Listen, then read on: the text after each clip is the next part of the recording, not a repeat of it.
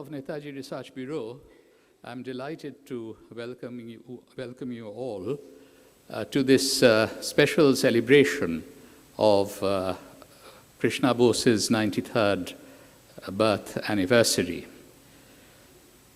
She, of course, was very closely associated with the Netaji Research Bureau ever since Shishir Kumar Bose confided on the night of 23rd June 1956 that he was going to set up this institution, which he did the next day.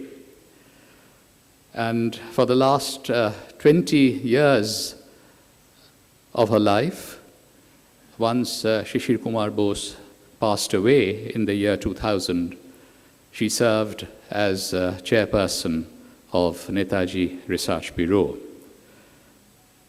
With your support, we are trying very hard to continue the intellectual tradition established by them since the 1950s.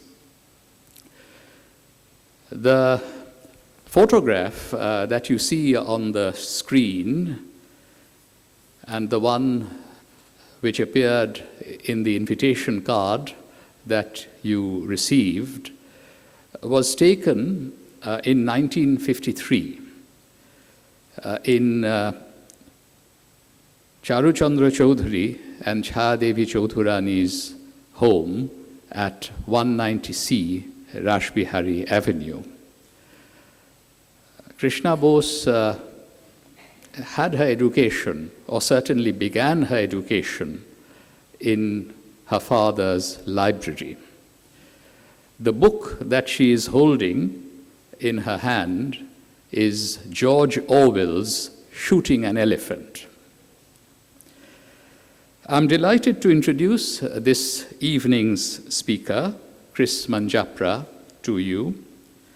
I had the very good fortune of having him as my PhD student at Harvard.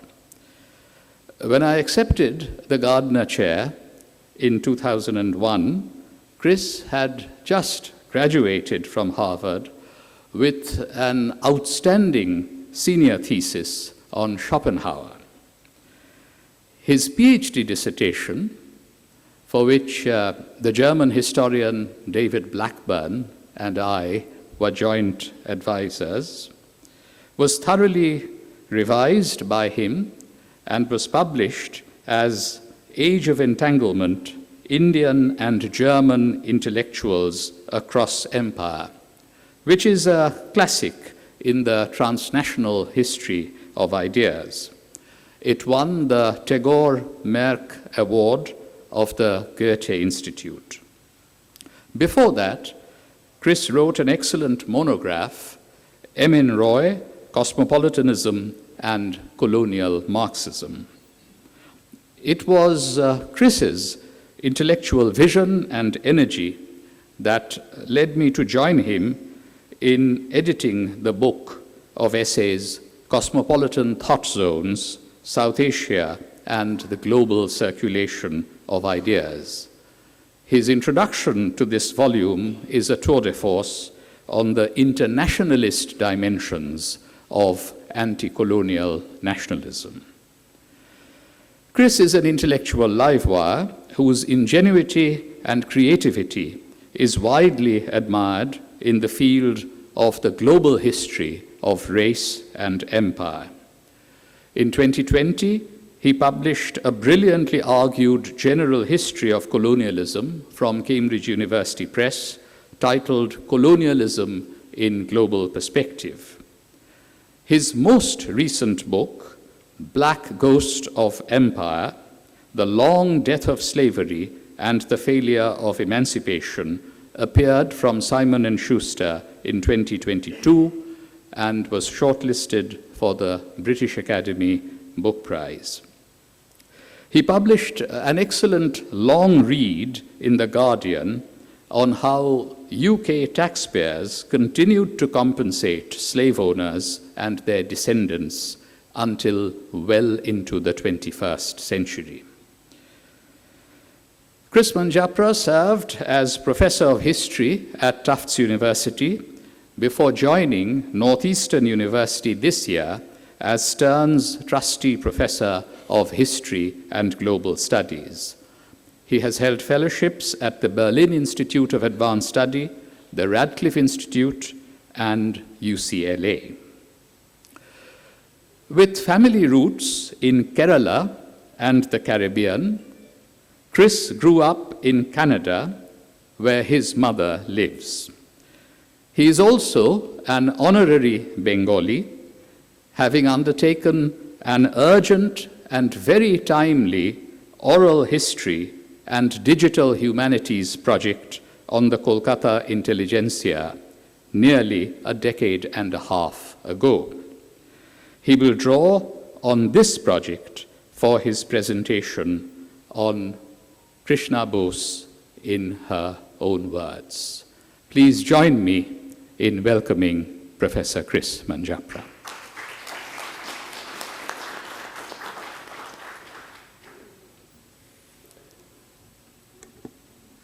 Thank you for that very generous introduction, Shugoto.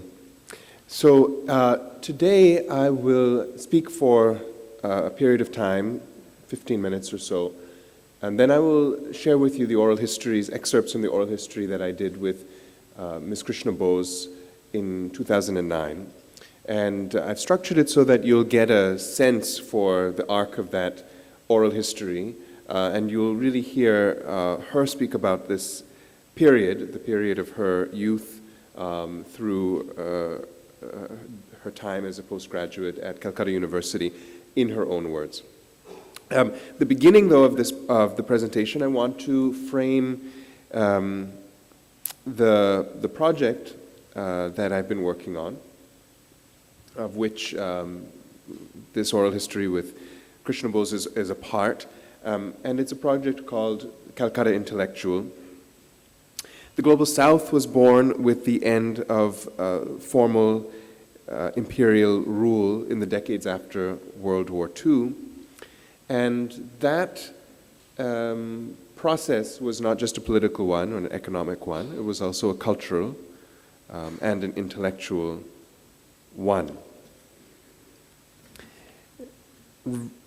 Recognizing that, the project that I began in 2008, and in fact there are some last oral histories that I would still like to complete this year before this turns into a book in the near future.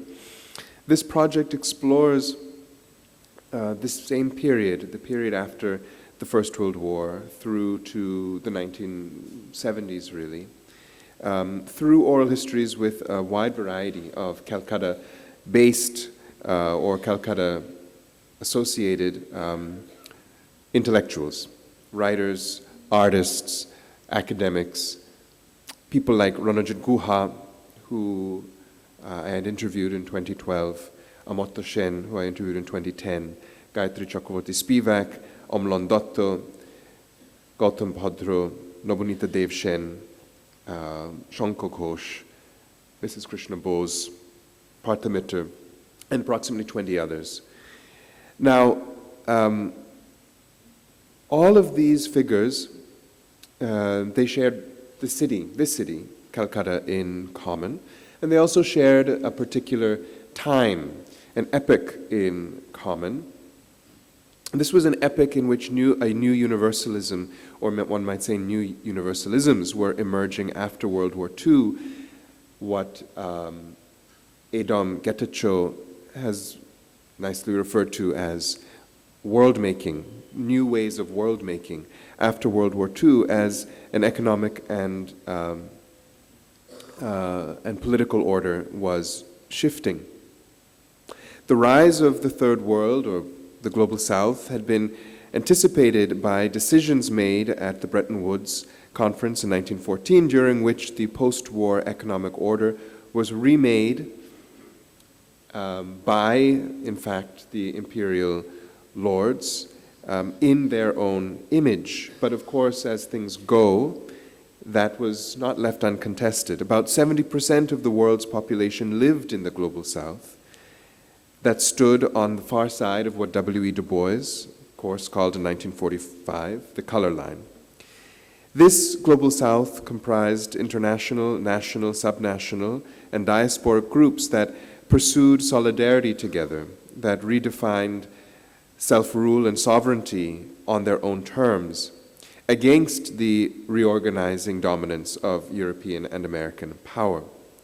Those who came of age in the decades from the 1940s to the 1970s, these belly years of the 20th century, witnessed the most important phases of world-making, of this metabolic transformation that was taking place from the era of imperialism to the era of formal decolonization, the continuation of colonial rule under other guises, but also the ongoing anti-colonial spirit of many of those across the global south. Achille Mbembe, a philosopher from Cameroon, contemporary philosopher, he has proposed that what we must do is inquire into what he calls the construction of intelligibility amongst the intellectuals of the global south. Intelligibility denotes the self-reflective understanding and the processes of making meaning of one's world. By speaking of historical intelligibility, I mean that my interest lies in the underlying social and historical conditions, but almost more importantly, the ways that those conditions were made sense of, were reflected upon by intellectuals at the time. And that's, I think, the larger framework that I want to draw for you as we turn to this precious oral history with Krishna Bose, because what she is providing for us is not only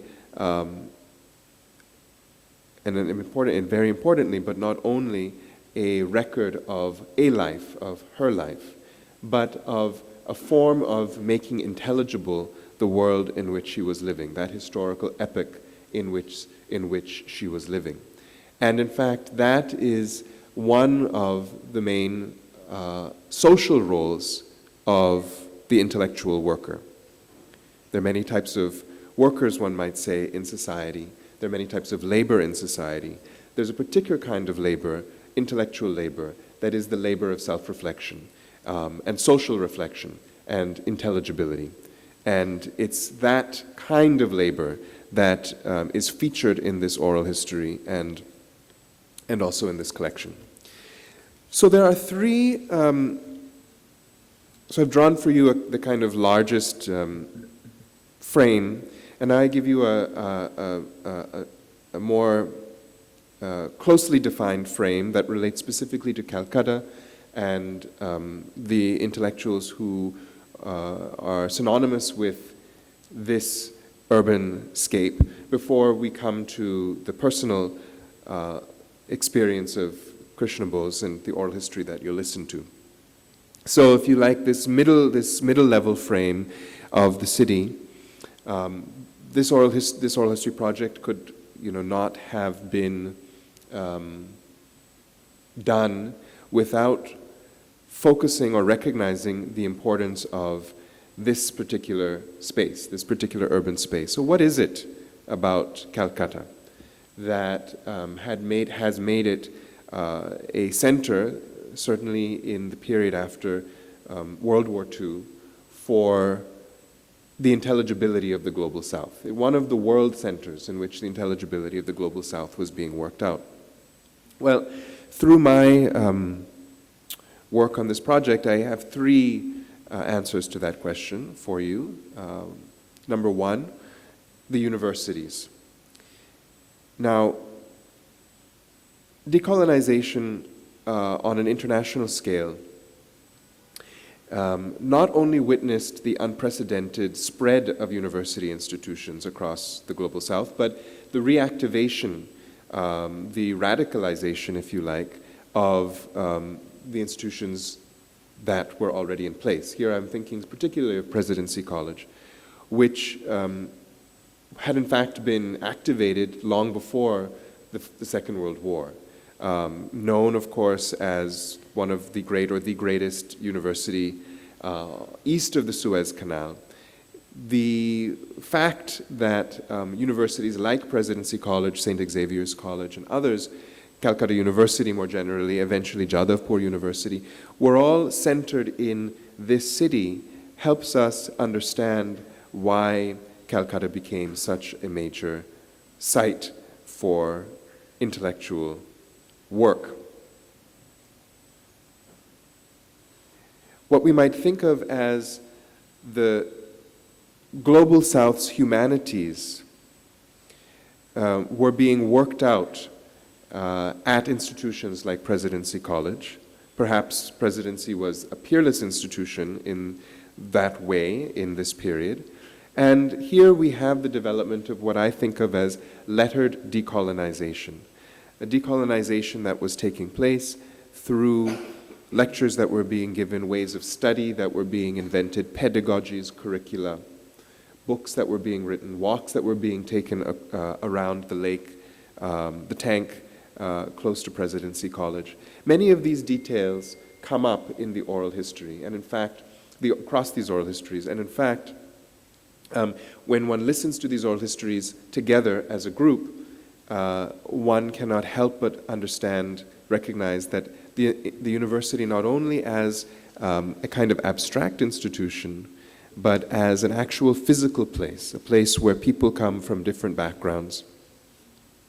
They board together, they study together, they go to the coffee house together, they socialize, they question, they debate, they make friendships, and so forth. That this physical space of the university actually played such a deeply important role in stimulating this really remarkable intellectual production of the city in the period that we're discussing. Now, another dimension here, a second dimension, is the urban space of the city itself. You know, ideas are not born in the abstract, I don't believe. They're not the product of the solitary, disembodied mind, but ideas are actually born on the street. They're born through walking. They're born through talking with friends. They are born through eating with others. They are born through being in charged physical environments where music may be played or theater may be enjoyed. In other words, it's the urban space itself that is a generator for creativity. And Calcutta has that in a very unique way, as you know, we all would recognize even from what is, you know, the melas that have been taking place over these past days. Anti-colonial thought in Bengal emerged in everyday, minor, democratizing spaces. And this has been the case since the 19th century. In the gritty nooks and the crannies of this city and in its various neighborhoods, that is where critical reflection on reality, where this making intelligible of our world was taking place. These locations included campus buildings, dormitory corridors, streets and alleys, coffee houses, theaters, meeting rooms, playing fields, city ponds.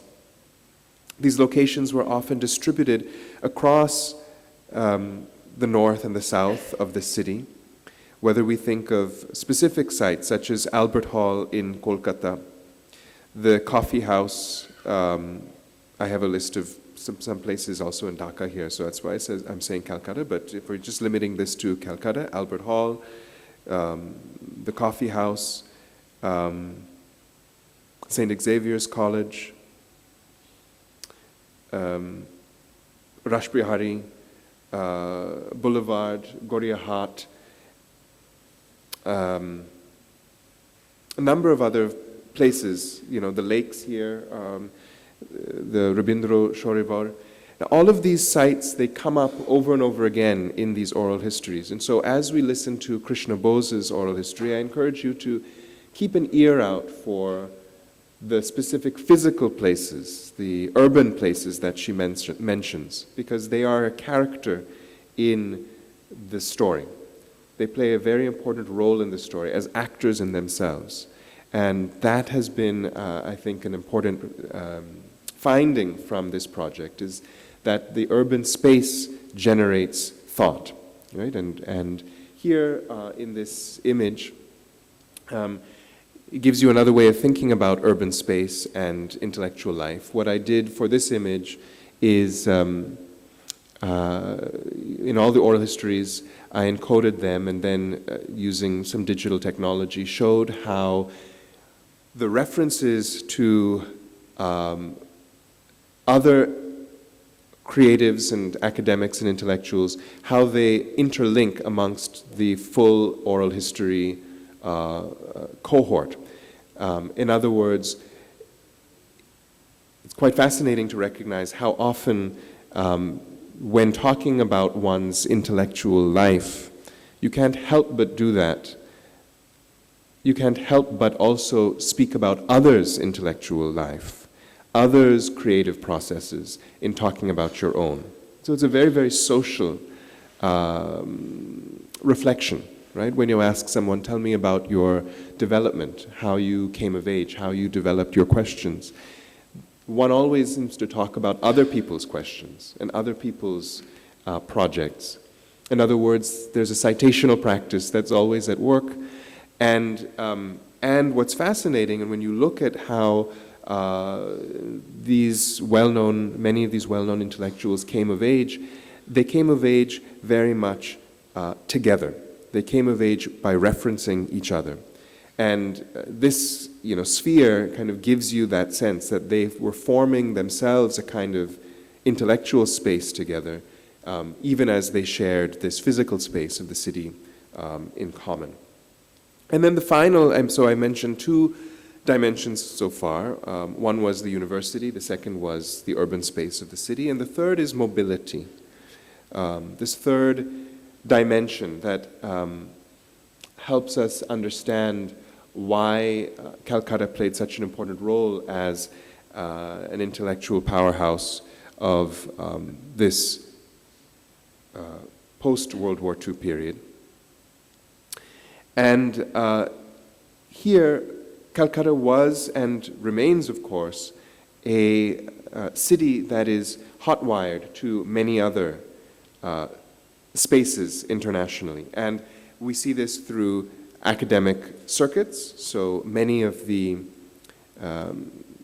academics and creatives interviewed for this project, they traveled, they studied abroad. Those who did not study abroad, like we've mentioned already, they attended university here in the city that brought those international flows to the city, especially through the books that were being read.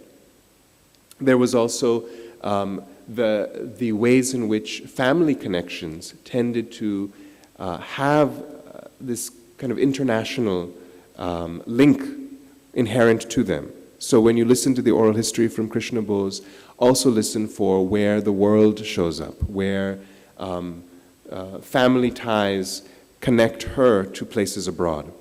And how, what I have found fascinating is how those connections, whether to America or to Europe, or indeed to Africa and to East Asia, that these connections were very enriching for the internationalism of thought in this period. This is important because when colonialism ended, colonialism very much created a world, or sought to create a world, of binaries, of the colonizer versus the colonized, of the center versus the periphery. But that was always a project. It was never, frankly, an actuality. And those who lived in colonial, colonized places, they, from long, long back. We could go to the very beginning of colonialism here at the end of the 18th century if we wanted, and we could make the argument that in fact it was the various forms of inter-regional, international, transnational connections that were always a counter-imaginary of those who were colonized to the attempt by the colonizer to impose the binary. Colonizers impose binaries. Anti-colonial thought operates always in polyphony. It operates through international imaginaries. And that you will see also very much at play in this oral history that I'm about to share with you.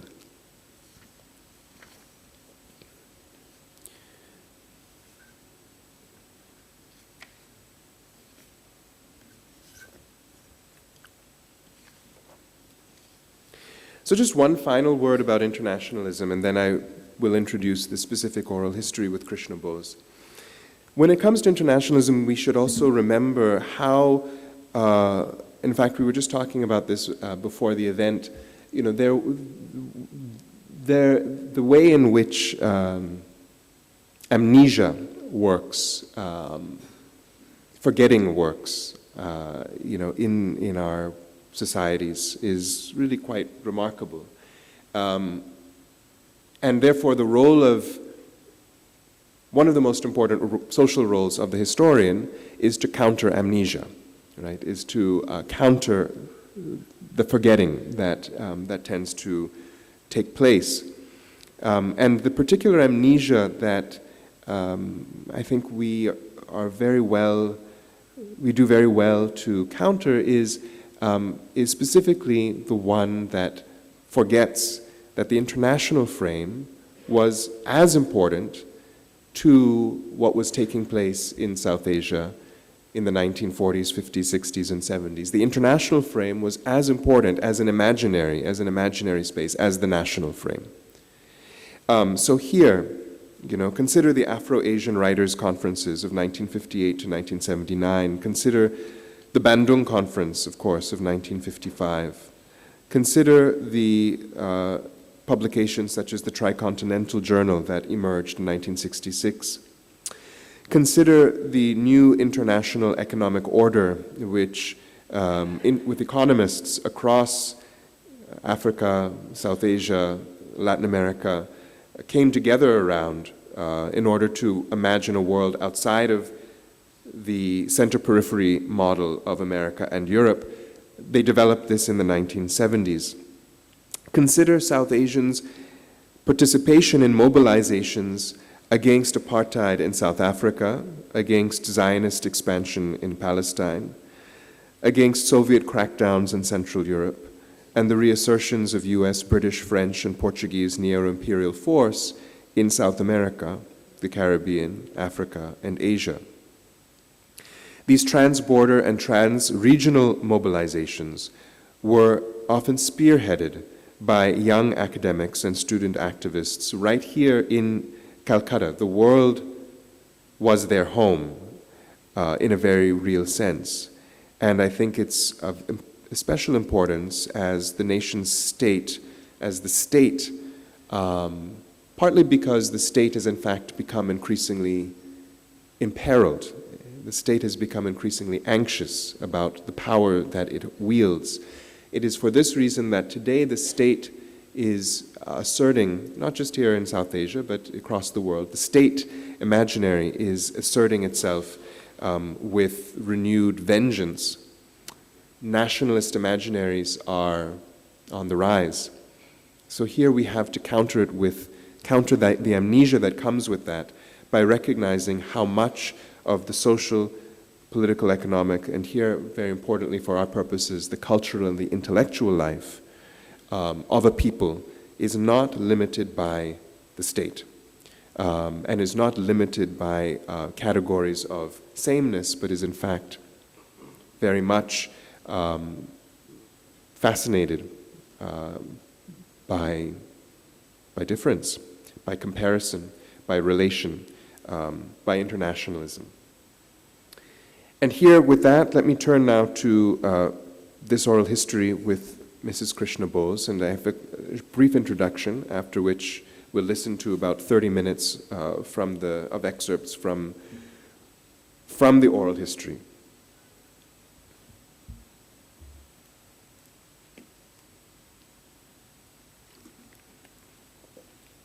On August 9th, 2009, I sat with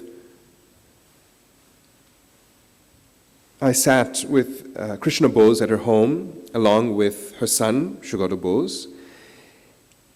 We met just 2 days after Rabindranath Tagore's death anniversary of that year, and this led me to ask Krishna Bose at the very beginning, as you will hear, about her earliest recollections of Tagore. She herself was born on December 26, 1930, in Dhaka, East Bengal, at the time, to Chaya Devi Chaudharani and Charu Chandra Chaudhary. The oral history of which you will soon hear excerpts ranged over her childhood through university years, with vistas on artistic and cultural life, on the political context of the time, on the gender relations of those decades from the 1930s through the 1960s in this city, known across the British Empire and indeed the world as a center for radical freedom struggle from British rule.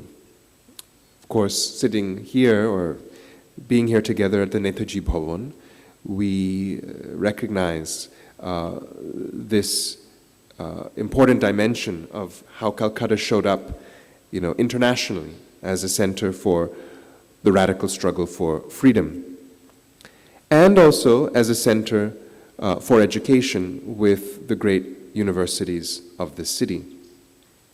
Ms. Krishna Bose would go on to become a professor of English at City College, Calcutta, a celebrated writer and a member of the 11th, 12th, and 13th Lok Sabhas from 1996 to 2004.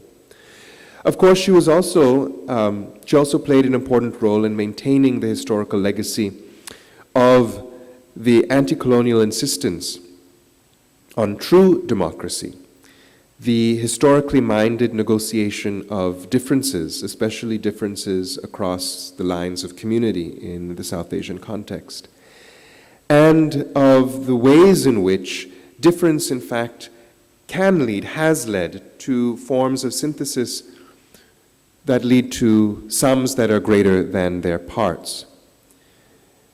This oral history is about the tenacity and self-image of a young woman who felt charged to think through the experience of British imperial domination and the struggle for Indian democracy in its earliest years.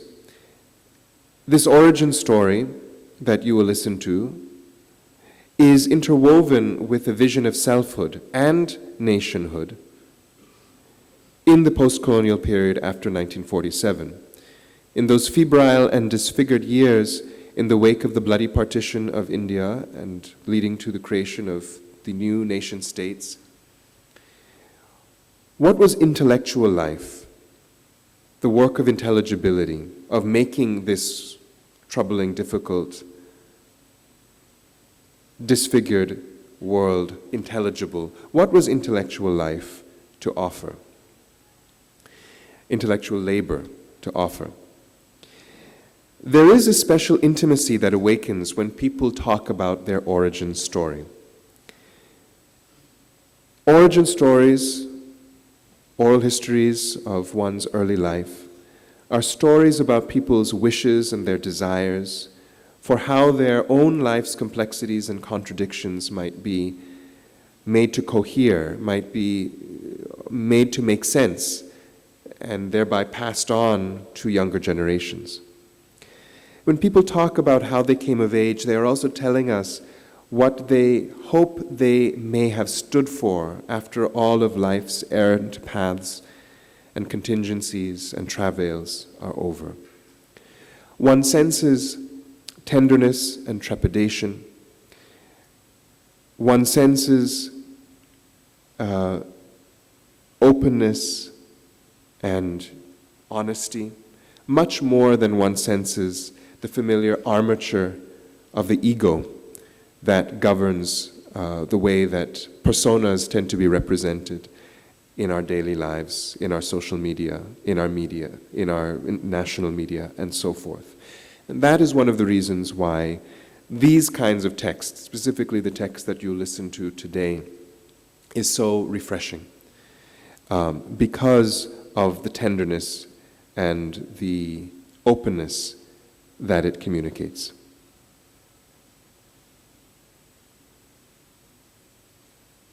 Especially in periods of imperial violence, post-colonial violence, and now today authoritarian violence and the coming of potentially dictatorial and neo-colonial violence, when regimes of rule not only target the bodies of people, but also their minds and their spirits, when they target a people's consciousness itself, it becomes especially important to study how consciousness unfolds. Another reason to listen to oral histories. The excerpts you are about to hear, I believe, will inspire wonder, a sense of respect for the quality of this consciousness, of Krishna Bose's consciousness, of the ethical struggle that she committed herself to, the way that she lived a life of reflection, and the way that her recollections help us illuminate a much larger story about freedom struggle in the mid-20th century.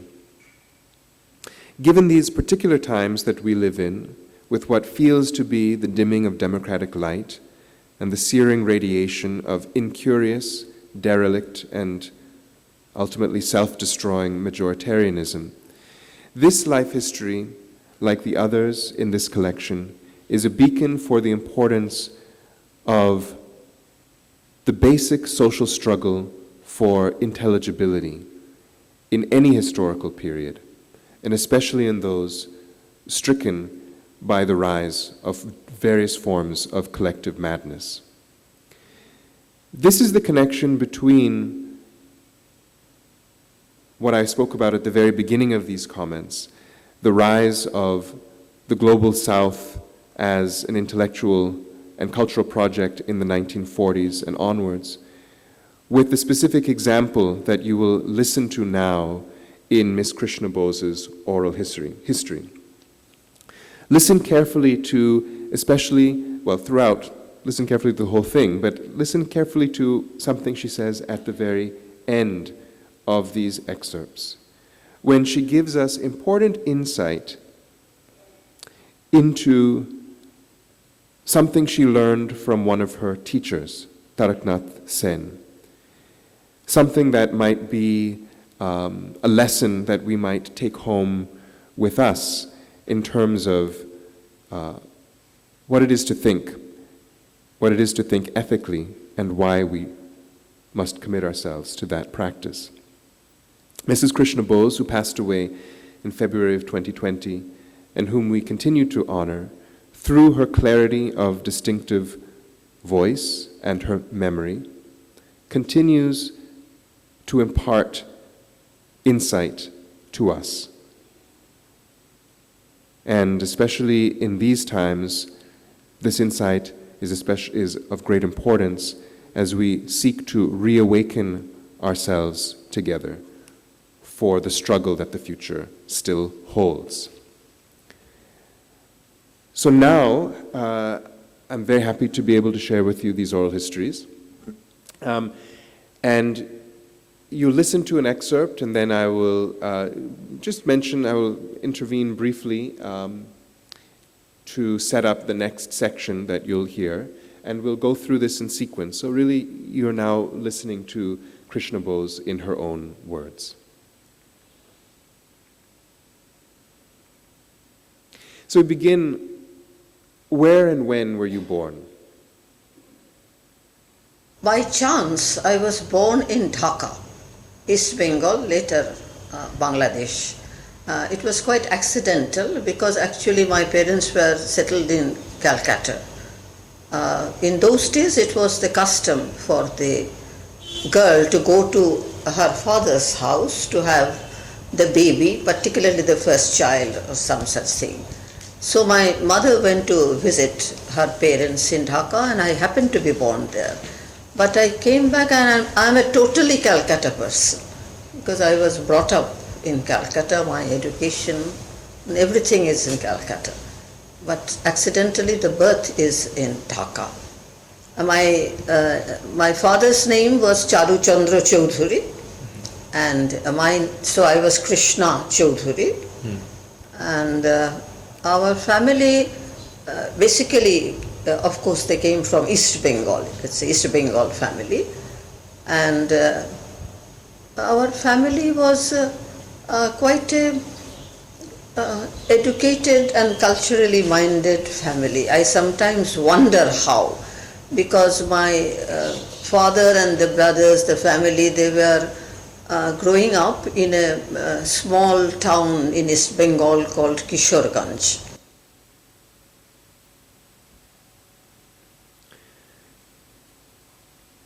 So already there, the way that the world was present in Kishorganj is quite clear.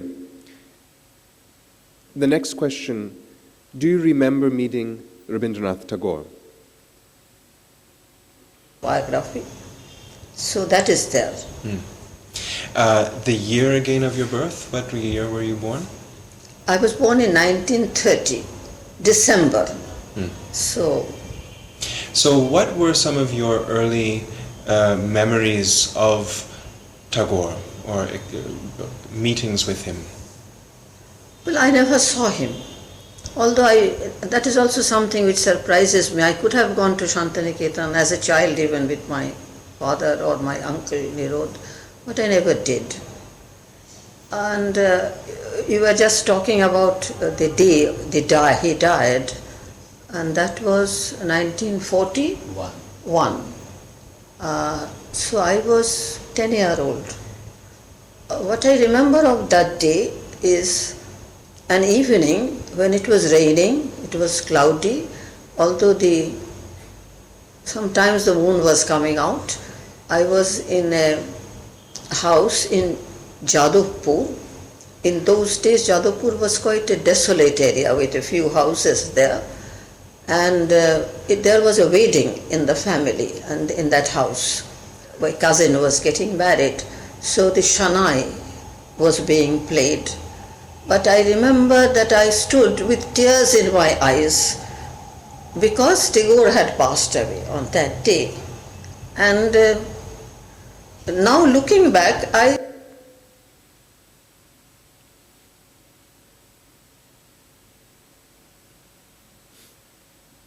Tell us about your childhood surroundings in Calcutta. To begin with my childhood, you are asking me where I lived. The house that I remember first is a house in Chaurangi. Chaurangi, why Chaurangi I wondered, because Chaurangi would be very much British on those days. But there was a small little house, and I remember going for morning walks to the Victoria Memorial with my parents. And that was also something rather unusual for those days. And this I have heard, it's not in my memory, I have heard later that was also a point of criticism for my mother, going for a walk in Victoria Memorial with her husband and child was not done perhaps in those days, I don't know. So that is the house first I remember, not very much. And then we came to Baliganj. In those days, Baliganj was just a developing place, and the North Calcutta would be more, aristocratic, supposed to be. And my uncle Nirod, who lived in Shambazar, always looked upon us or told father that what, Baliganj is not at all that. But Baliganj was coming up at that time. We were in Dover Lane. And as a child, I remember, as I was just now telling you, there was a para culture, a neighborhood culture in those days. Educated Bengali families living in the same neighborhood, and we called our neighbors aunts and uncles, and they seemed to be quite part of the family. Let me just say, so you are all clear or aware, the oral history is a full hour and 45 minutes, and so, we're not able to play the whole thing through at this event, but fortunately, I think in the future, if you would like to listen to the whole thing, the Netaji Bhawan now has a transcript, as well as the oral history itself, and so maybe Shugoto and Shumantro will let you know in the future how you might listen to the whole oral history. And just highlighting in something that Krishna Bose has just said, that to the extent that this is an oral history, it's also a woman's oral history. It is the oral history in which certainly gender and the different experiences that relate to gender are being discussed. And you'll hear that you'll hear that again as we move forward in the oral history. A kind of pioneering woman writer, a pioneering, before even becoming a well-known writer, a pioneering student, woman student at the institutions, the higher ed institutions that she studied at, often being the only woman in a class of all men, is another dimension of the creativity and the freedom struggle, if you like, that Krishna Bose communicates. So our next question. Your father, Chandra Charu Chaudhary, there's a typo here. Your father, Charu Chandra Chaudhary, was close to many Calcutta artists. Tell us about his circle.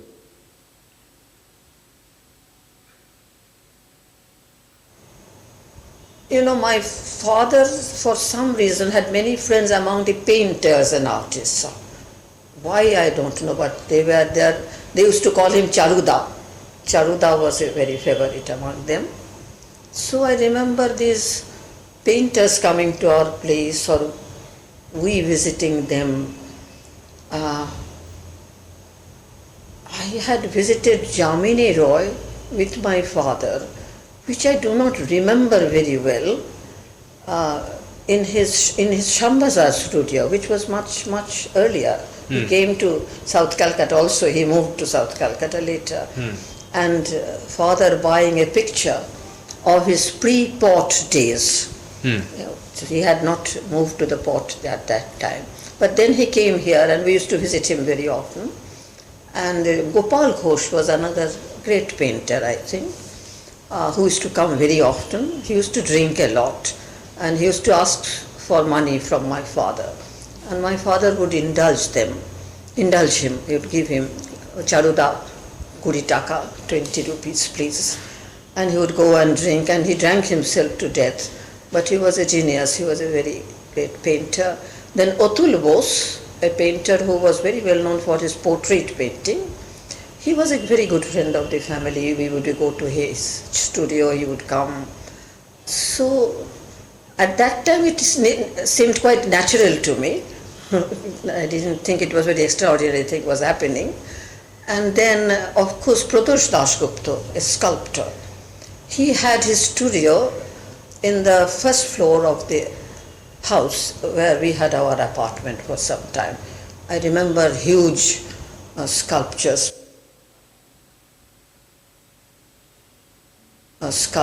pieces of sculpture there. Much later he moved to Delhi after independence, and he used to write letters to me saying that he would prefer to come back to the old studio any day, because Delhi did not give him the ijjat, the honor maybe that he felt he got here in Calcutta. And there was the group of painters known as Calcutta Group. They had come together, and they used to exhibit, and with my father I used to go to these exhibitions, many of which were used to be held at number 10 Chodongi Terrace, the ground floor. So that was that. And in Raspberry Avenue, of course, just at the back of our house, so to say, Hindustan Park, there lived Narendra Dev and Radharani Devi, a poet couple. In those days they were called the Browning couple of Bengali literature. They were poet. And they were all family friends again. I used to visit them and they used to come. Their daughter is Navanita Devsen, who is an author now. She was a child. So there they lived. And a little, one block, not even one block away, ours was 190C Raspberry Avenue, and 202 was Kobita Bhawan, Buddhadev Bose's place. So Kobita Bhawan was where he lived or where he worked? he lived and he worked. And he worked. And the books were also published from there. And he and his wife Pratibha, who was also a writer, well-known writer, they were there. And I again vaguely remember that across the street, in the lane there, lived the Sachin Dev Burman, S.T. Burman, who became very famous musician later in Bombay. When they moved to Bombay, I don't remember just now. But as a child, I remember they used to live there. My mother was quite friendly with his wife Meera Dev Burman. So that locality was, literature, music, art, sculpture, quite a... How about Sudhindranath Datta or Jibanananda? Were either of them, did you ever cross paths with either of these poets? Somehow I didn't. Although Jivanananda also later came and lived in one of the houses on Raspberry Avenue, which later became, that was much, much later, Shandesh, the magazine, used to come out from there. But I don't remember meeting them in any way. Shandesh was a children's magazine and very well known, but somehow in my childhood, Mochak was better known. My father used to subscribe Mochak for me, and my A with literature must have begun with Mochak. And I must say all the famous writers of those days who were great novelists, poets, they wrote for children. And children's literature was very, very flourishing. Premendra Mitro, Chintu Sengupto, they would all write for the children's magazine. I came to know many of these literary figures much later. That was much, much later when I myself became a member of the PEN, the PEN, and many of them used to come. We used to have meetings, first at Narendra Dev's house and later on, even an hour later, Woodburn Park House, we had many meetings with them. But in those days I knew them only through Mochak and what I read. And there was Hevendra Kumar Roy who wrote beautiful thrillers for adventure stories for children, and we were enamored of those in those days. So I must say we were very lucky to have some great Bengali writers writing for us children, and we grew up reading those. That must have had something to do with our education, Shrikanta, did you have a question? Did Shuniti Chattopadhyay also live in your neighborhood? Yes, Shuniti Chattopadhyay was very much near us. And Shuniti Chattopadhyay happened to be a very good friend of my uncle Nirod and also my father, Charuchandra Chaudhary. So he was a very close friend. We had been to his house. And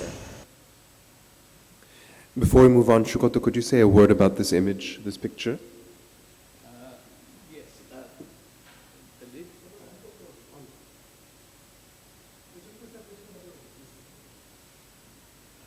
This is Yes. Yeah. My mother was also into photography. And this, of course, as you can see, this is the drawing room of their 190C Rashbihari Avenue apartment. I still remember the radio in the back. That also served as the amplifier for a long time for my grandfather's record player. So as you can see, I wonder whether, in fact, there was a photographer taking it, or whether my mother had actually placed the camera and with a timer, because she has come and sat sort of right in the front. So it's a timer. So it's a truly lovely photograph of Krishna with her parents in the home that she has been describing.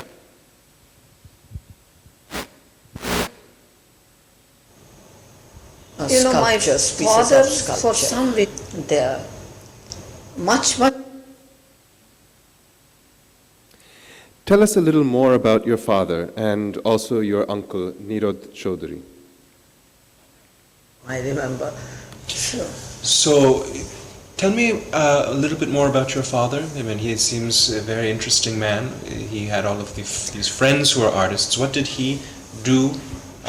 He was actually a lawyer, but I believe he should not have become a lawyer. I don't think he was much interested in law, although he became very well known as a constitution specialist later on. He had interpreted our constitution many a time later. But he was a man of, as Shugato once put it, anything from philosophy to mathematics to whatever you ask him, he was very encyclopedic. And even when they were growing up, my children, if they asked me something, do you know who wrote this or when, I would ask my father, or they would ask him, and he would say, oh, that book, that chapter, or that page even, you might get something on that. He was that type of a man. Now, my uncle Nirod was also very encyclopedic, but he was, I shouldn't say aggressive, but he was much more assertive. He did become aggressive later, but in those days much more assertive, and he wrote, he was much better known. And my uncle always lamented that Dada did not do much, but he was a quieter sort, but he was a very learned man. So your father was the older brother? Yes, he was the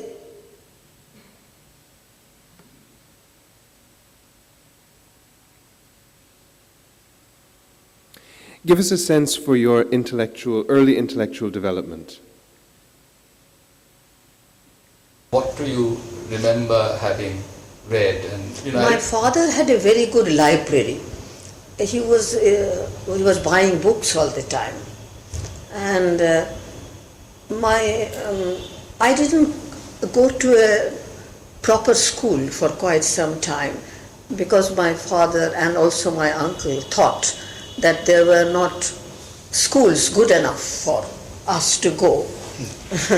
My mother would have loved me to go to the Loreto convent, where her sisters' daughters went, and they spoke such fluent English and all that.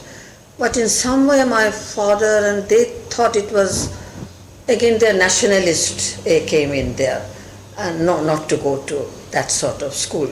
But the local schools and things were not up to the mark which they wanted, whatever.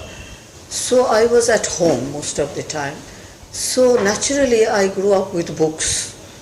Not many, I was an only child, so not many playmates. There were, of course, some. So I was reading whatever I got. And I remember if I am reading a book and suddenly my father came in and asked me, what are you reading? So once I remember I was reading a novel. What was it? How Green Was My Valley. So I was, it's a novel, How Green Was My Valley. And my father said, এটা বড়দের বই, এখন বুঝবে না। It's an adult book, you won't understand it now, you shouldn't read it now. So I promptly had to close the book. And of course next day I read the whole of it. But it is true that I did not understand much of it. But without understanding I was reading a lot.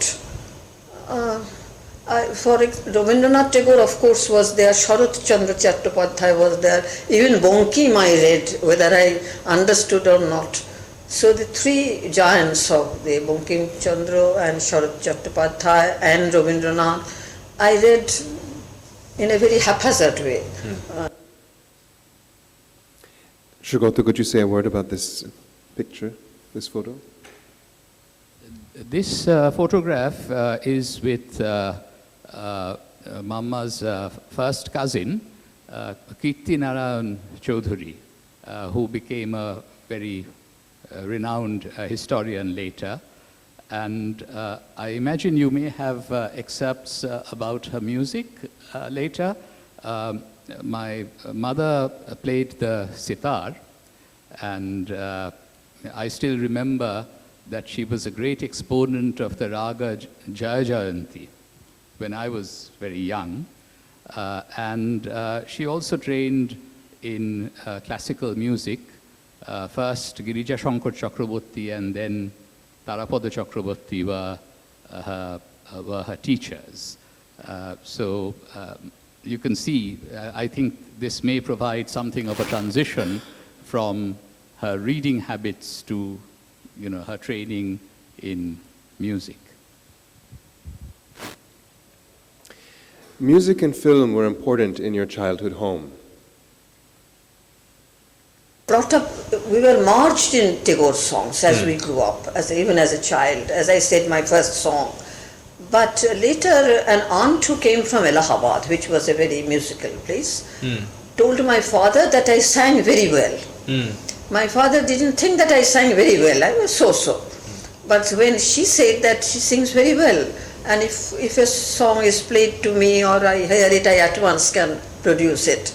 So as soon as my father heard it, or he got into his head, he was always a stickler for, he was a perfectionist in many ways. So he at once said, so she needs classical bass. Without classical bass, Tagore songs, well, that will come on that. So the best classical musician of that time, Girija Shankar Chakraborty, was asked to come and teach me. He was a very old man at that time. He taught me. I still remember some khyals and chunguris and Mujhe batiya banao nahi bar bar. First rag raginis I learned Kafi or Bihag or Vrindavani Sarang. So, but he could not, he became very old, so he left. And much later, his people, who was also very famous, Tarapada Chakraborty, he came. So I had a classical base in my music. So classical music was very much in the household. Then my father was not pleased only with vocal. So when I was given a sitar, so I started to learn the sitar. And I did quite well, I think, in that also. So it was classical also. But in the evening when my father was playing the harmonium and I am sitting, or if some cousins had come, it would always be Tagore. I could still sing all of the Gitobitans, may not be correctly, because from childhood we were doing this all the time. So music was very much there in the family, both Tagore and later classical. And you began your music lessons, formal music lessons, at what age? 12, 13 when Girija Babu came, that would be 13 or so. And sitar I started a little later, 15. I must have been 15 when sitar was started. And when your family went out for concerts, or when they went out for cultural performances, generally what kind of performances? Would they go more often than not to listen to classical music performances, or would they go, for example, to see theater performances, or readings, poetry readings? And what was the most standard, or perhaps Now that did you you ask not me go? this, I seem to remember more going to theatres, Bengali theatres with my father. And Bohurupi at that time was coming up. And I must have seen all the Bohurupi plays, and Shomhu Mitro and Tripti Mitro doing Rakta Karobi or other plays. And I remember this very well. It's impressed in my mind.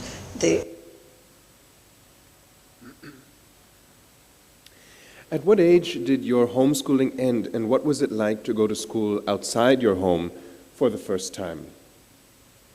So at what age did you first go to school then? When it, we have to sit for what we called our school leaving, that it should be class 10. So fathers thought that I should have some experience before that. For example, for writing examinations, I never knew what that meant. So at class 8, I was put into a local school there. And I still remember that I took some time to adjust. The first time we had some quarterly examination or something, or half-yearly, something like that. When the history question, there were 5, I wrote 4, and then I felt a bit tired and thought, why should I write the 5th one? So I didn't write the 5th one. At home I would not, but I did not know that that was not the way it was a proper examination. But I still remember that first examination, the results came, and the mistress was writing down, and she wrote beside my name 3 and RD. That meant third. So I had come third in the class. And I still remember I was a bit surprised, because I thought first, second, third, that means, doing well in school. And I didn't expect to do well, that well. And I didn't know anything about examinations. But later on I was good at studies, and I used to come first in most of the examinations later. So I have to say that the two things that I pick up on as I listen to this oral history is, number one, Krishna Bose's humor, and the other is the detail of her memory. Right? It's quite a wonderful oral history to listen to because of how fine her detailed memory is. When did your interest in politics begin? And there were also nationalistic things were happening. So I remember my father would not allow me to go out and take part in the political things that were happening around. Although school days we were not that conscious. But I still remember, I think for the INA, 45 and 45, there was, always processions and on the road. And once my school, for some reason, even my class, they were singing songs, maybe Kadam Kadam Badhaya Ja or something, and going in a procession to the school. They were passing my house. So I said, Father, can I go? And I think he was taking a little time. He had not said yes or no. I just put my slippers on and ran and went and joined them and went to the school. And then one of my cousin brothers came and called me back home. But I told Father, I asked you. Then Father said, but I hadn't said yes. You left before that, So those things were happening also, and we were becoming very conscious. And one thing again now surprises me, I started keeping diaries, 45, 46. And now when I read those diaries, a 15-year-old girl, I'm writing all about the national politics. Today Gandhiji came here, or today Jawaharlal Nehru did this, or the INA, or these things, not about mundane things or day-to-day things.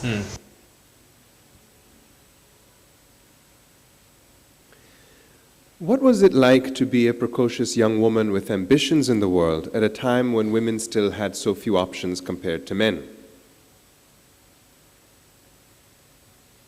My father, in those days, when I'm in class 10, I could have been married off. or at least passing the matriculation. That was enough. I remember many of my classmates got married after matriculation. But my father had put down his feet. He had said that before graduation, of course, no talk about marriage, which in those days I think was quite because a batch of friends got married when after class 10 matriculation.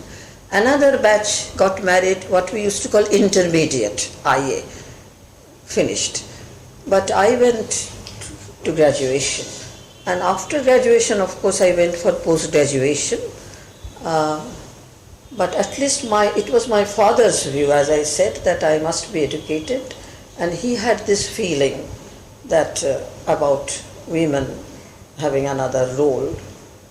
And for me personally, I was not conscious about that, but I was very fond of reading biographies and autobiographies. And my most favorite book as a 14-year-old girl maybe was Madame Curie's biography written by her daughter Eve Curie. And it was almost like a Bible to me. And somehow I related to it. Poland was under Russian rule. And we were under British rule at that time. And of course her life, they were very poor, and how she struggled and came to Paris and got herself in the education. That sort of inspired me very much.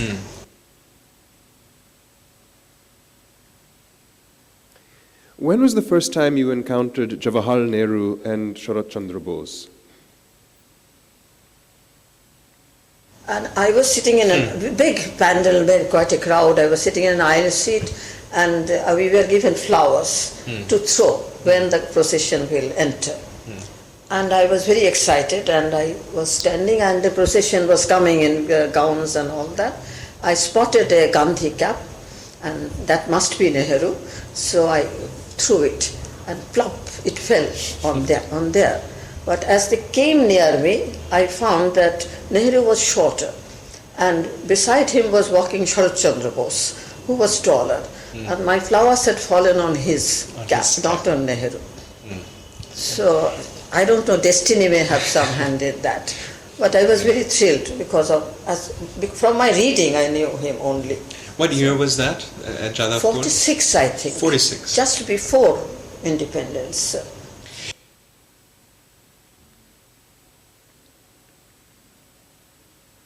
Share some of your memories about your uncle Nirod Chaudhary.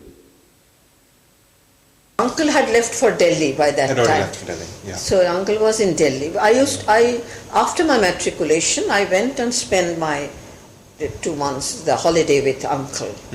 And what were those conversations like that you'd have with him? He was writing his autobiography at that time, and he would write in his typewriter straight. Early morning he used to type. And I still remember I used to wake up by the starting of the typewriter. And as soon as I moved in the bed, he would come and say, "Are you up?" I said, "Yes." So early morning, we would stand in the Nicholson Road apartment. He would look at the sky, and I had my first lessons in astronomy. But it began from astronomy, he went to philosophy, he went to literature, he went to this and that, until my head reeled. I was only a 16-year-old girl. He would recount to you. He loved talking and teaching, and then we sat down for breakfast. He was still talking, and we had changed the subject to Western music, about which I knew nothing. And because I was brought up in Indian classical music, but he was very fond of Western music, or even wine tasting, which wine should go with what. So it was quite a. But what I remember is that he used to read to me excerpts from the autobiography that he was writing, particularly the early chapters of East Bengal days.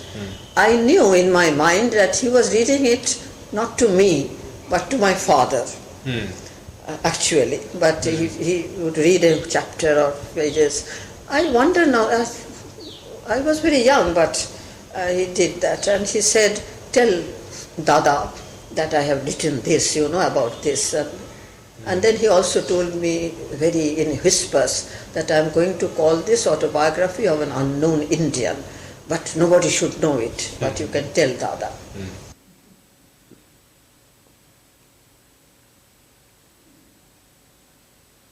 When was the first time you encountered, this was...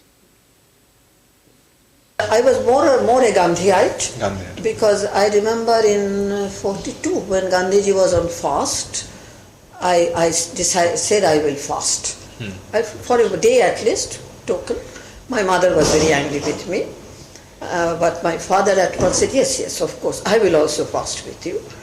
So we fasted for the day, but my father said, you can have a glass of orange juice, at lunchtime. So I had a glass of orange juice at lunchtime and something at dusk also. But father encouraged this, but my uncle was all the time after me. Oh, you fasted. And then also you have read all the Nehru literature. That was another crime I had done. And I had fasted for Gandhi, another crime. So I didn't agree at all with him, but we were good friends. And one thing I liked about him, he never told me, like my father, eta boroder porbe na or korbe na. He was in a way, he didn't mind. He asked me, what have you read? I had read all the Bronte sisters. Jane Austen, I had read everything. And well, my first introduction to Plato was with Uncle Nirud. It's a big thing he gave and said, you must read Plato. And he said, when people come to visit me, I start with Plato, as if Plato is my neighbor. And if he's suffering that, he still remains, then he becomes a good friend. So you see, that was that. So I never asked them, why should they be interested in Plato and Aristotle coming from a village in East Bengal? But it was taken for granted. It was like that. You mentioned that Ram Manohar Lohiya. Did you ever meet Netaji Subhash Chandra Bose? No, I'm a bit surprised that, like Rabindranath, I have not seen Subhash Chandra, whom I should have and could have seen easily, because my uncle was at Woodburn Park working. In the late 30s. At that time, 38, 39. Yeah. And I used to go to Woodburn Park very much. Could I you- mean, Sharat Chandra Bose's house very much. So Woodburn As a little girl. Park is Sharat Chandra Bose's. That's where Sharat Chandra Bose's Lived. house was, and that is where your father also worked. Is that right? Is that No, my uncle Your worked. uncle He was worked. the private secretary. Yes, of course. Yes, Huh. right. Of Nehru But my Chowdhury was the private father, as a secretary. lawyer, Sure. often visited him. Yes. He was a lawyer for consultations and things, or I was just visiting my uncle. I would go with my father. I remember Sharat Chandra Bose coming out, getting into the car, or getting down from the car. But if I had seen Subhash Chandra Bose, he must have left in me. Most of the time he was in prison. And in 39, 39 he was living more in the Elgin Road house, which is now Netaji Bhawan. So I did not see him there. And I remember as a child, I am playing and people are talking that Britain has declared war. When was that? 39. So war, I didn't care very much. That's war. What can we do? But what I remember is that during the war, my parents and other friends closing all doors and windows and listening to the radio, the broadcasts of Subhash Chandra Bose from abroad. And that was supposed to be very dangerous, treason. So they had to be very careful. So that time onwards, I remember him as a great hero, and of course the Japanese invasion, when we were told nothing would happen to us because Subhash Chandra Bose is there, things like that. And of course, end of 45, the INA trial. That was the time when the saga of Subhash Chandra Bose burst into our life. And we were very much immersed in that point of time. Now we're heading into the final set of excerpts. What do you recall of the first time Netaji's birthday was celebrated. Was his birthday celebrated for the first time in 46 or how? Yes, a very huge birthday procession from South Calcutta to North Calcutta. One of the parks, Deshopriyo Park to Deshobandhu Park went. Your father took part on it on a horseback, he told me later. But I wanted to go very much, but my father did not allow. And I was very sad because other cousin brothers and people went. Few days later, there was a smaller gathering at the South Calcutta Park where my father allowed me to go, I remember. So mother and I came there, and there some of these INA officers had come, and they addressed the gathering. Shahnawaz Khan, then a great name from the INA days, he came, and I also saw some of the others about whom I read much later and came to know about them much later, even met some of them much later. But that was a time when we were very much thrilled. It was electrifying experience almost when the saga of Subhash Chandra Bose burst onto India as a whole.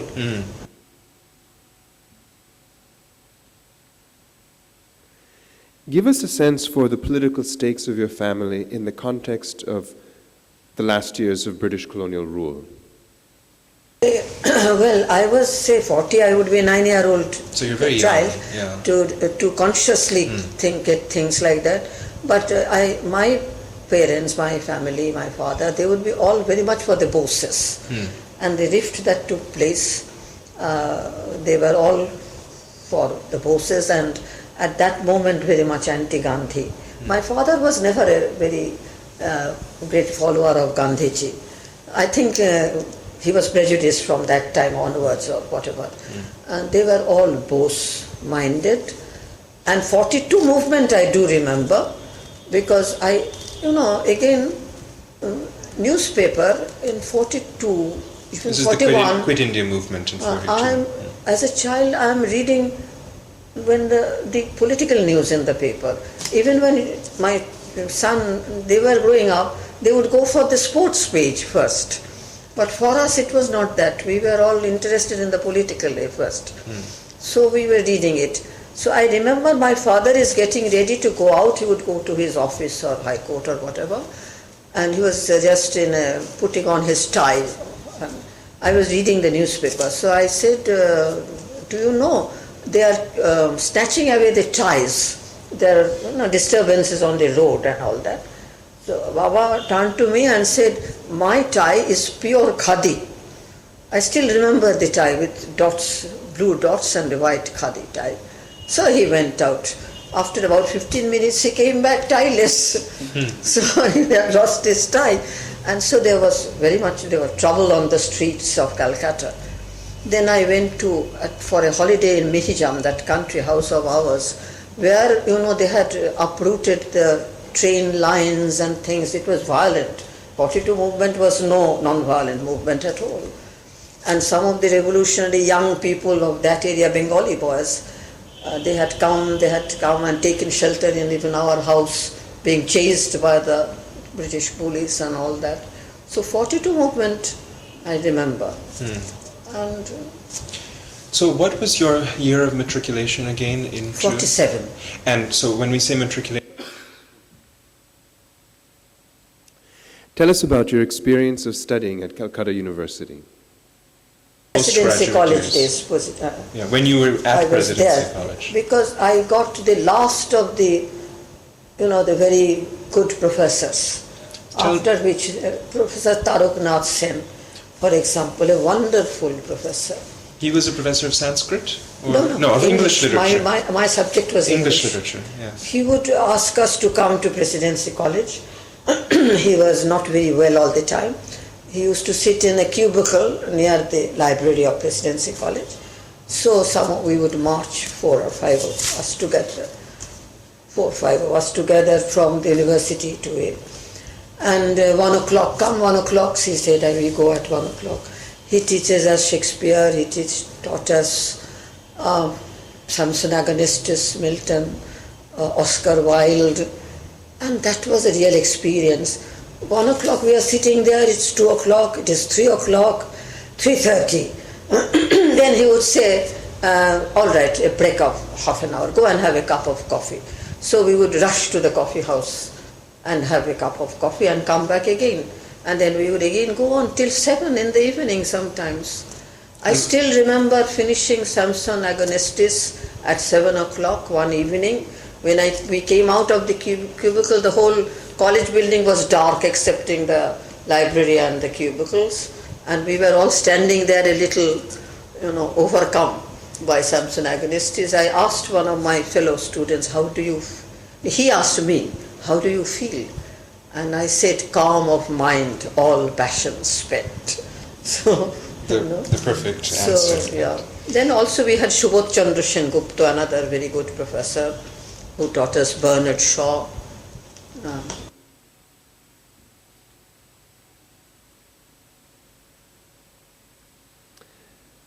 These are the last two now. The famed professor of English, Taraknath Sen, was your teacher. Tell us more.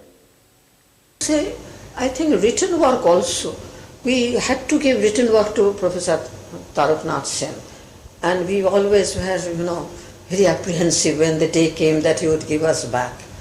And one day I think he wrote on my that it is strange criticizing Shelley after making him say what he never said. But he had given me S. S means satisfactory. And Tarok Babu's S would be very, very great. And we were all very pleased. So what was his marking scheme? S would be satisfactory. Then what could you get about I this? don't know, because I always got S. I didn't get anything over that. S seemed to be the highest. That he would... many wouldn't get S even. Yes. And he used to teach us criticism. What did that entail, criticism? Criticism. How do you criticize literature or things? So he showed us paintings of Turner, I remember a few paintings, and said, you tell me which painting you like and what, how. So others chose one, but I chose another one. And I argued with him. I think he agreed with the others, but I stuck to my point. And then also we had to write on that, I believe. And I was again afraid that I don't know, because I didn't agree with him. But I think I landed up with an S, all right. And so, when you were criticizing, say, a Turner painting, on what terms would you criticize it? That would he expect you to speak about the colors or the composition, yes, or the symmetry or the everything, color. I think the one I chose for color. It was a bit abstract side, not a very beautiful thing which you would recognize at once. And he, in those days, I remember him very well as a professor. I must say he was a great professor. After teaching us for some time, he would say, all right, tomorrow I will take an exam. Come ready with that. And throughout the night we read all King Lear and everything. We didn't know what he will ask us. And then as we walked up to the cubicle, Vinod said, oh, I'm thirsty. Somebody had a tummy ache. We were all so nervous, and we went. And then he made us sit in the library, and he said, this shelf of books, you can just consult the books, look at the books and write. We had separate set of questions for each of us. And I found I had a big passage in French, which he wanted me to be translated. I wondered that I was learning French. I didn't know that he knew it. I was going to Alliance Française. Ekediji, Orun also had a French passage. And he also asked me art. I think he had asked me Impressionism, to write a note on that. Orun had something on Dadaism. And then we were all consulting the books, and Rahman Sahib, who was the librarian, said, what kind of examination is this? Looking at books and discussing among ourselves. Orun said, will you take care of my Dadaism, because I don't understand what that is. I will take care of your French, because I was not that good at French as yet. But he knew individually, and that sort of teaching I really would cherish. And now finally, what is the most fundamental thing you learned from him, from Taraknath Sen? What he wanted, I think, he taught us English literature, of course. What he wanted us was that we should think for ourselves and not just read the book and get the answers ready, what to write. Because most of the questions that would come for our exams would be stereotyped questions. And but what he taught us was much broader than that. To create an interest in these things and make us think. To think for ourselves, to create an interest in our world that makes us think deeper about it. So that connects back to the question I asked as we started, in terms of this way of thinking, the way of making the world intelligible that Krishna Bose imparts to us. So that's the end of these oral history excerpts. I think you got a sense for how vivid they are, how detailed they are, the lovely humor and light that plays in Krishna Bose's recollections, and that also connotes her personality. And also the times in which she lived.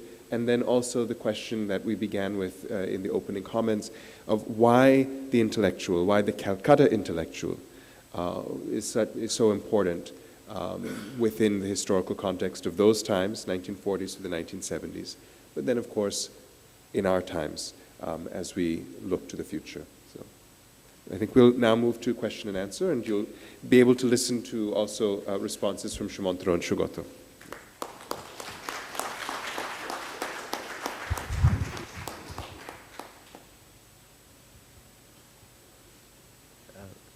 Kris, I don't think thanks would suffice, a formal thanks, but for your presentation today, but thank you anyway. Kris did these interviews with my mother in 2009, and I now feel that talking to you inspired her to write down her entire origin story in vivid detail just a few years later. So I remember that she wrote the story of her origins and her early formation in Bengali first, because she was primarily an author in Bengali. She wrote this book, which I'm holding in my hand, Harano Tikana, mostly in my house in London in 2013. She used to get a lot of writing done in my house in London, because here there were just, too many people bothering her, all the time. There she would have peace and quiet.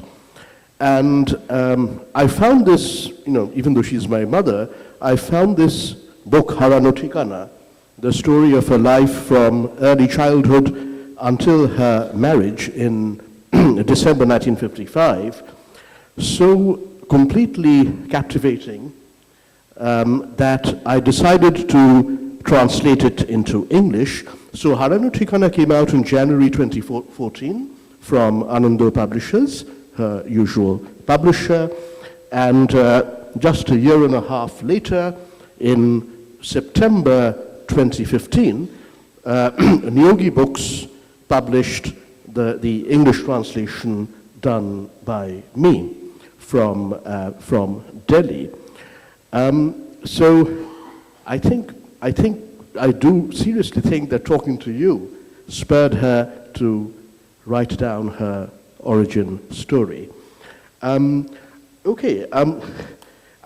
think I just want to round off this evening, really. You heard about that wonderful cultural milieu in Rashbihari Avenue. The Calcutta intelligentsia, which is extinct today, it doesn't exist anymore, really at its prime in the 1940s and 1950s. But you've heard, a lot about that. This is from Lost Addresses. My most striking first memories of life on Rashbihari Avenue are, however, not of poets, painters, and scholars.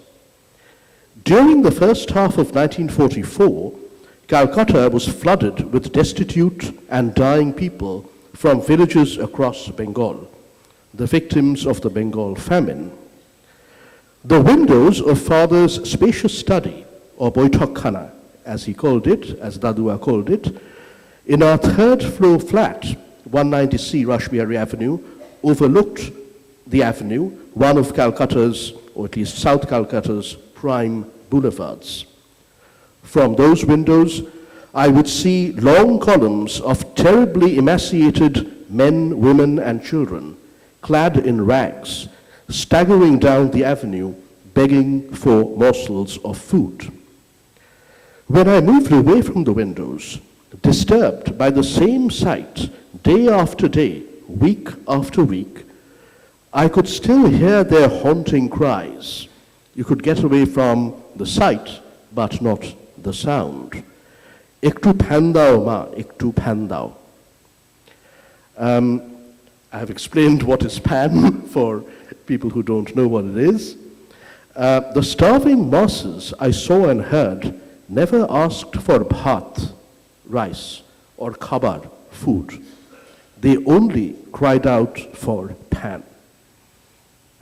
One day I saw a queue of these people in front of a house opposite our building. I noticed painfully thin young women dressed in rags, some with naked infants in their arms. Soon the queue became unruly. People were pushing and shoving each other to get in front. This is a 13-year-old girl watching.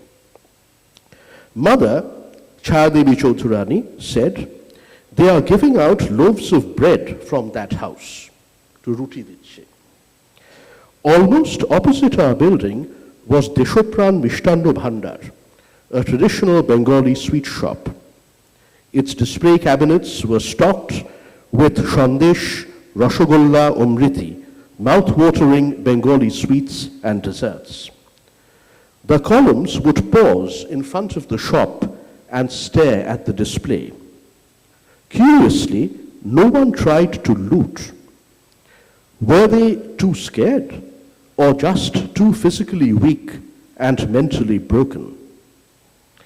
Then they resumed their ghostly walk along Rashbihari Avenue, calling out for pan. Every day there were corpses on the avenue as people fell down and could not get up again. Others simply curled up on the pavement or in the gutters and died there.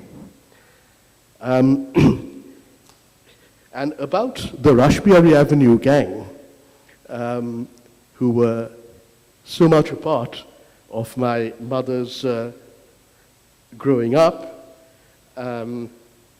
the poets, the painters, the scholars,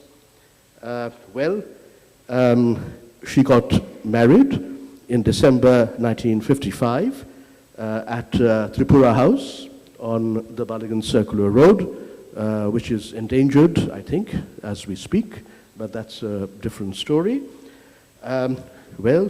All of them turned up to wish my mother well in her new life that she was about to begin at 1 Woodburn Park on the next street.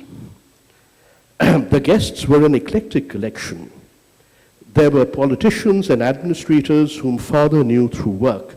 Charuchandra Chaudhuri was then the secretary of the West Bengal Legislative Assembly, so he knew a lot of politicians and officials. Then there were his friends from the world of culture. Of course, father's close friend Phonibhushan Chakraborty, Phonidadu bole daktam amra, who had seen me grown up since early childhood, was present. He was then the Chief Justice of the Calcutta High Court. The linguist Shuniti Kumar Chatterjee brought a copy of the Mahabharata as a gift. The writer couple, Narendra Deb and Radharani Devi, our neighbors on Rashbiari Avenue brought copies of their own books as gifts. Another family friend and neighbor, the hard-drinking artist Gopal Ghosh, was hard at work decorating the area where the wedding rituals would take place in Alpona style. Atul Bose, the portrait specialist, arrived bearing a special gift, a painting by Jamini Roy. In the second but last picture, you could see in the background, this is in our living room in Bosundhara 90 Sharad Bose Road, a photo taken on Mamma's, that's it, on Mamma's birthday. You can see a Jamini Roy original. It's one of several we are lucky to own. We have others. He gave our father one personally a couple of years after their marriage, I think. I'm not sure whether this is the one that arrived at the wedding, but it's certainly Jamini Roy. And then the one that was just there, up there, you could see in the last one, Chris, if you can, to go back to it. Yeah, that's it. In the top left-hand corner, you can see a portrait of Krishna Bose done by Atul Bose himself. Okay, now very quickly, since Jadavpur University had its Shamabarton or convocation just a few days ago, and where Mamma first encountered both Jawaharlal Nehru and, in a way, Sharat Chandra Bose as well. You know, I found, she has written about this in multiple books, including Harano Thikana or Lost Addresses, but I found this handwritten 1.5 pages on foolscap paper. So this is not just Krishna Bose in her own words, but Krishna Bose in her own handwriting. Eta Banglaয় ছেলেবেলায় আমি ছিলাম জওহরলাল নেহেরুর ভক্ত বা admirer.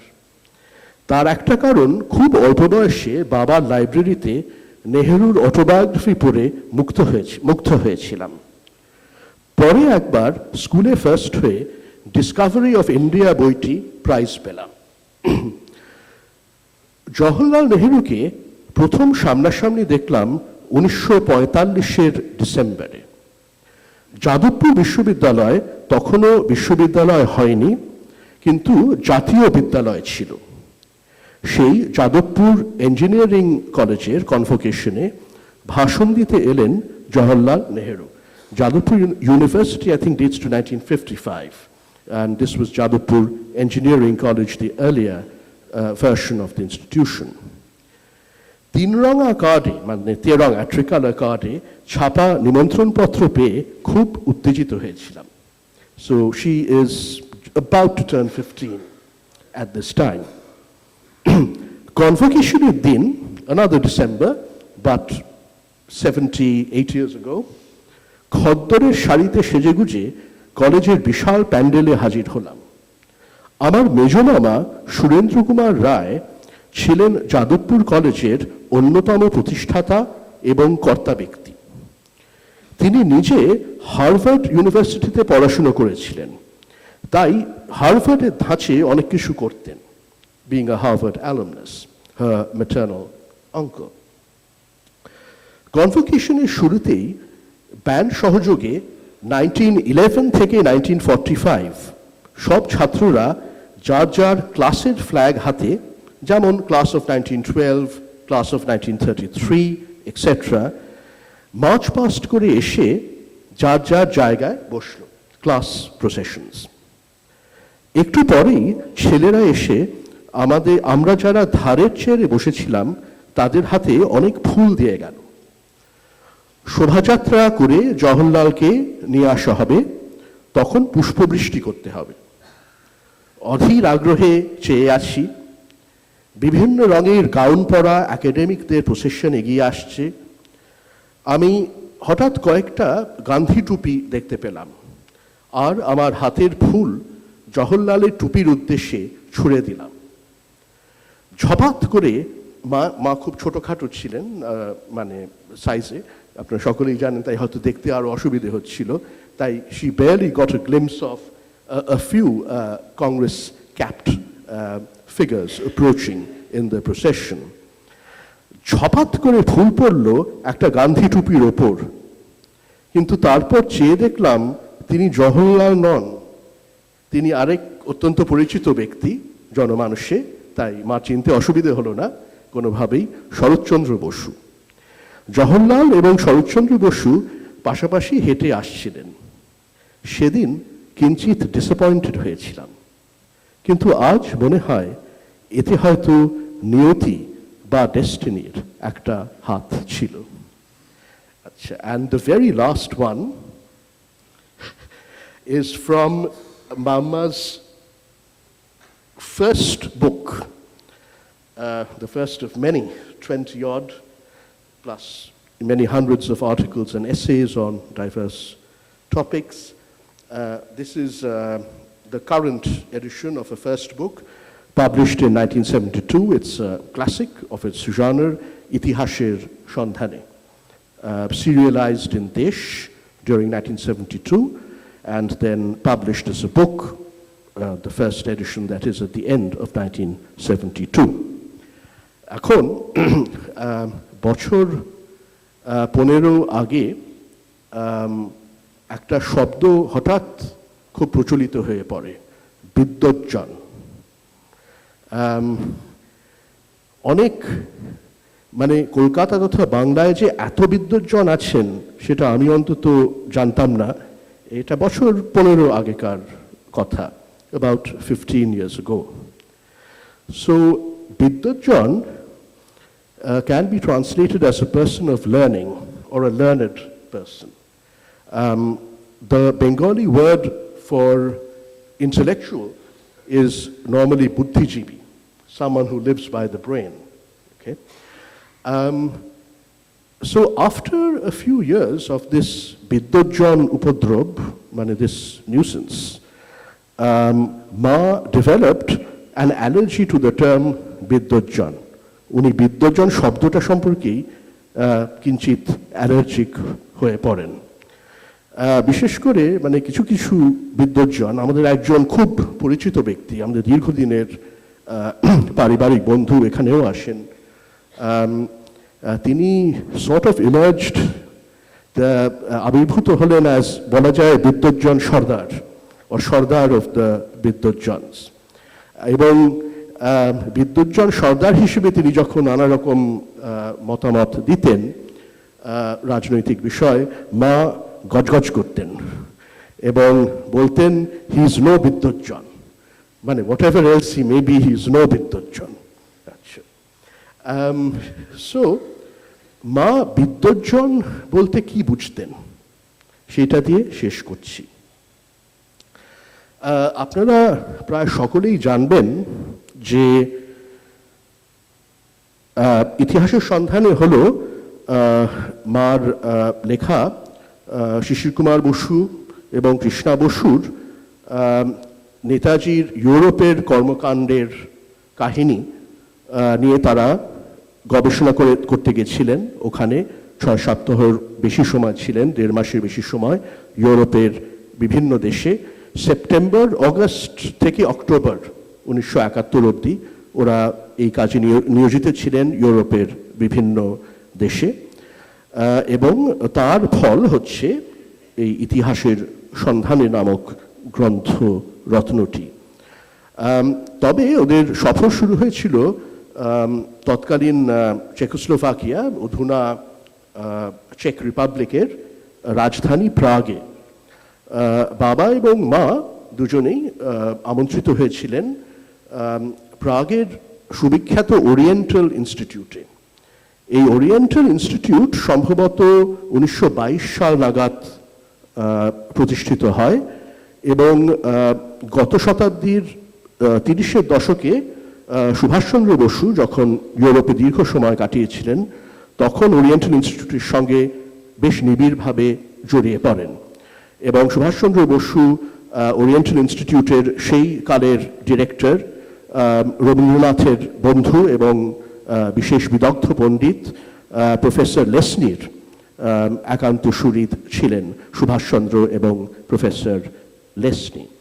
তাই 1971 সালে যখন শিশির বসু কৃষ্ণা বসু ফের প্রাগে গেলেন ওরিয়েন্টাল ইনস্টিটিউটের আমন্ত্রণে নেতাজি সংক্রান্ত একটি কনফারেন্সে বক্তৃতা করতে, সেই পুরনো যোগাযোগ যেন আবার প্রতিষ্ঠিত হলো। And she has written beautifully about her time in Prague. কিন্তু জীবনের সব ভালো জিনিসের মতো প্রাগের দিনগুলিও একসময় শেষ হলো। প্রাগ এয়ারপোর্টে বোজেনা আমার ব্যাগে ছোট্ট একটা কাঠ গ্লাসের উপহার ঢুকিয়ে দিতে বলল, ভেঙে ফেলো না যেন, সাবধানে নিও। এই বোজেনা ছিলেন ওরিয়েন্টাল ইনস্টিটিউটের একজন পিএইচডি স্কলার এবং তিনি বাবা এবং মাকে প্রাগের অনেক জায়গায় ঘুরিয়েছিলেন প্রায় বোধহয় 7-10 দিন ধরে। বোজেনাকে আমার গলার মালাটা খুলে দিলাম ভারতীয় বন্ধুকে মনে রাখার জন্য। তবে the main host of my parents, বাবা ও মার যার আতিথ্যে ছিলেন, তিনি ছিলেন একজন ওরিয়েন্টাল ইনস্টিটিউটের সিনিয়র একাডেমিক ডক্টর মিলোস্লাভ ক্রাসা। ডক্টর ক্রাসা পরবর্তীকালে একাধিকবার নেতাজি ভবনে এসেছেন নেতাজি রিসার্চ ব্যুরোর অতিথি হিসেবে। He came in the mid-1970s. I know he delivered the Netaji oration on, if I am recalling correctly, 23rd January 1987. Doctor ক্রাসাকে আমিও ভালো চিনতাম। 1990 সালে আমি গিয়েছিলাম প্রাগে প্রথমবার, ঠিক কমিউনিজমের পতন হবার পর। তখন আমাদের এই পারিবারিক বন্ধু ডক্টর মিলোস্লাভ ক্রাসার 70 বছরের ওপর বয়স, কিন্তু তিনি আমাকে নিজে প্রাগ শহর ঘুরিয়ে দেখিয়েছিলেন, থিয়েটারে নিয়ে গেছিলেন, অপেরাতে নিয়ে গেছিলেন এবং তার নিজের মেয়ের বাড়িতে আমার থাকার ব্যবস্থা করে দিয়েছিলেন। ডক্টর ক্রাসাকে খুব লম্বা, বলা যায় সুদর্শন একজন ব্যক্তি, এবং মুখচ্ছবিতে একটা অসম্ভব সৌম্য ভাব যা খুব কম লোকেরই থাকে। ডক্টর মিলোস্লাভ ক্রাসা হাত বাড়িয়ে দিলেন, শান্ত ধীরভাবে হ্যান্ডশেক করে বিদায় চাইছেন। হঠাৎ বিদ্যুৎ চমকের মতো আমার মনে পড়ে গেল, যখনই ক্রাসার সঙ্গে কথা বলেছি, ওই 1971 ক্রাসার সঙ্গে বাবা এবং মার আলাপ, তারপর বন্ধুত্ব। যখনই ক্রাসার সঙ্গে কথা বলেছি তখনই মনে হতো কার মতো যেন চেনা চেনা লাগে, কার কথা যেন মনে পড়িয়ে দেয় প্রতিটি ভাবভঙ্গি, কিন্তু কিছুতেই মনে করতে পারি না। মানে it was puzzling her. মানে Miroslav Krasa is reminding her of someone very strongly, the demeanor, the manner, the personality, but she was feeling frustrated because she couldn't put her finger on it. Who is it? সেদিন বিদায় পর্বে এয়ারপোর্টে দাঁড়িয়ে হঠাৎ মনে পড়ল, আমাদের মাস্টারমশাই সুপণ্ডিত অধ্যাপক তারকনাথ সেনের ঠিক এইরকম দৃঢ় অথচ শান্ত ব্যক্তিত্ব ছিল, আর ছিল ঠিক এইরকম নিরভিমান পাণ্ডিত্য। When I read this, I thought this could be a description of my mother too. শান্ত অথচ দৃঢ় ব্যক্তিত্ব এবং সম্পূর্ণ নিরভিমান পাণ্ডিত্য। Thank you again so much, Kris, for this evening. I thought was a really lovely commemoration, even better and more special than I had anticipated. And thank you very much to the audience. আমি জানি আপনারা প্রায় সকলেই আমার মার গুণগ্রাহী, তাই একটা কথা বলে শেষ করছি যে নেতাজি একবার তার এক বিশেষ বন্ধু মিসেস নেওমি ফেটারকে ভিয়েনার বন্ধু, নেতাজিকে খুব সাহায্য করেছিলেন ইউরোপে, খুব ভালো মানুষ ছিলেন এবং ভারতের স্বাধীনতা আন্দোলনের একজন সমর্থক ছিলেন। মিসেস ফেটারকে একবার লিখেছিলেন, grateful you are interested in my country. I am dedicated to my country. So somewhat in the same vein, although it will be 4 years soon that my mother has passed from this mortal earth, grateful you are interested in my mother.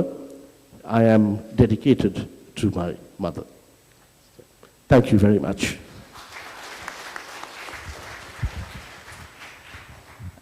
It's just a final word. As Kris has mentioned, he has left the entire recording of the oral history interview with us, as well as the transcript. There is much more to hear.